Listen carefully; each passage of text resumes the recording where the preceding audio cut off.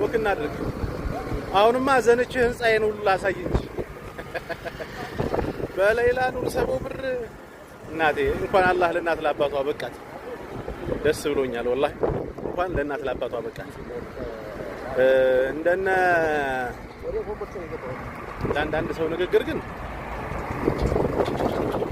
በሳውዲ አረቢያ የሞት ፍርድ ተፈርዶባት የነበረችው ሌይላ ኑር ሰቦ ምህረት ተደርጎላት ወደ ሀገሯ ልትመለስ መሆኑ ተገለጸ።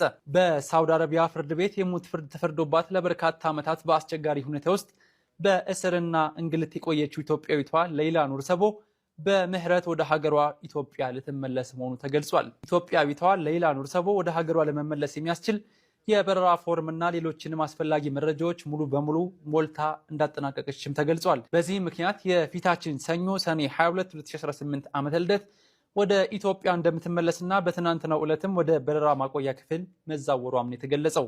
ይህ የምህረት አዋጅ በሐዘንና በትካዜ ውስጥ ለነበሩት ለሌይላ ቤተሰቦች እንዲሁም ለመላው ኢትዮጵያውያን በሙሉ ትልቅ ደስታን የፈጠረ መሆኑም ተመላክቷል። በሪያድ የሚገኘው የኢትዮጵያ ኤምባሲ መልካም ዜና ሲል ባወጣው መግለጫ ወይዘሪት ሌይላ ኑር ሰቦ ረዲ ከእስር ተፈተው ወደ ሀገራቸው እንዲመለሱ መወሰኑን አስታውቋል።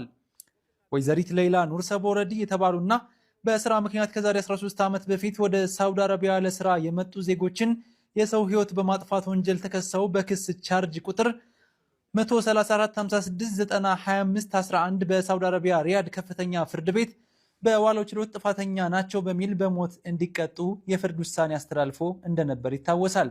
በወቅቱ ዜጋችን ለስራ ከሀገር ወጣው በሰራተኝነት እያገለገሉ በነበሩበት ሁኔታ ከላይ የተጠቀሰውን ወንጀል በመፈጸማቸው የሞት ፍርድ መወሰኑ የመላው ኢትዮጵያን ልብ የሰበረ ክስተት ነበር። ከዚህ በመነሳት ኤምባሲያችን ለጉዳዩ ትኩረት በመስጠት በእርቅ እንዲፈታ ከቤተሰባቸውና ከማህበረሰቡ የተውጣጣ ኮሚቴዎች እንዲያቋቁሙ በማድረግ ጉዳዩን በማስተባበር ከፍተኛ የዲፕሎማሲ ጥረት ሲያደርግ ቆይቷል። በዚሁ መሰረትም የተደረገው ሰፊ የዲፕሎማሲ ጥረት ፍሬ አፍርቶ ለተጎጂ ቤተሰቦች የገንዘብ ካሳ በመክፈል ምህረት እንዲያገኙና ተወስኖባቸው የነበረው የሞት ፍርድ ተነስቶላቸው ለሀገራቸው እንዲበቁ በመወሰኑ እንኳን ደስ አላችሁ እንኳን ደስ አለን ሲል በሪያድ የሚገኘው የኢትዮጵያ ኤምባሲ መልእክቱን አስተላልፏል። በዚህ አጋጣሚ ይህ ውጤት እንዲገኝ የተጎጂ ቤተሰቦችን በመካስ የዜጋችን ህይወት ለማትረፍ የተረበረባችሁ ኢትዮጵያውያን በተለይም በሪያድ የምትገኙ የኮሚቴ አባላት፣ የሀገር ሽማግሌዎች፣ የሃይማኖት አባቶች የዜጋችንን ጉዳይ እንደራሳችሁ ጉዳይ ወስዳችሁ ቀንና ሌሊት የደከማችሁ ወገኖቻችን ለወገናችን ድምጽ በመሆንና ገንዘብ በማሰባሰብ እገዛ ያደረጋችሁ የሚዲያ ባለቤቶች፣ አገር ቤት ከህዝብ የተሰበሰበውን ገንዘብ በውጭ ምንዛሬ ተቀይሮ ለካሳ ክፍያው እንዲውል ለረዱን የኢፌዴሪ የውጭ ጉዳይ ሚኒስቴር አመራሮችና ሰራተኞች እንዲሁም ይህ ውጤት እንዲገኝ ድጋፍ ላደረጉልን የሳውዲ መንግስት የውጭ ጉዳይ ሚኒስቴር ስራ ኃላፊዎችና የፍትህ አካላት እንዲሁም በተለያየ መንገድ አስተዋጽኦ ላበረከታችሁ በሙሉ ኤምባሲው ከፍተኛ ምስጋናን ያቀርባል ብሏል።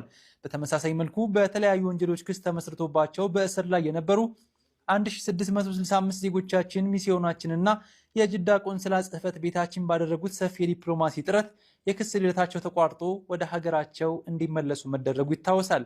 ይህ የሁለቱ ሀገሮች ዲፕሎማሲያዊ ግንኙነትና ትብብር በከፍተኛ ደረጃ እየተጠናከረ ለመምጣቱ አንድ ማሳያ ነው ያለው ኤምባሲው፣ በዚህ አጋጣሚም ለስራ ወደ ሳውዲ አረቢያ የምትመጡ ዜጎቻችን በሁለቱ ሀገራት እየተገበረ የሚገኘውን ህጋዊ የስራ ስምሪት ተከትላችሁ እንድትመጡ፣ በተሰማራችሁበት ቦታ ሁሉ የሀገሩን ህግ አክብራችሁ እንድትሰሩ፣ አስቸጋሪ ሁኔታ ቢገጥማችሁ እንኳን በትዕግስት በማሳለፍ መብታችሁን በህጋዊ መንገድ ብቻ በማስከበር ከእንዲህ አይነት ወንጀሎች ራሳችሁን እንድትጠብቁ ሲል ኤምባሲው ባወጣው መግለጫ ላይ አስታውቋል። ውድና የተከበራችሁ የሃሩን ሚዲያ ከዚህ ቼታችን እንድትማሩ ስል ጠይቃለሁ።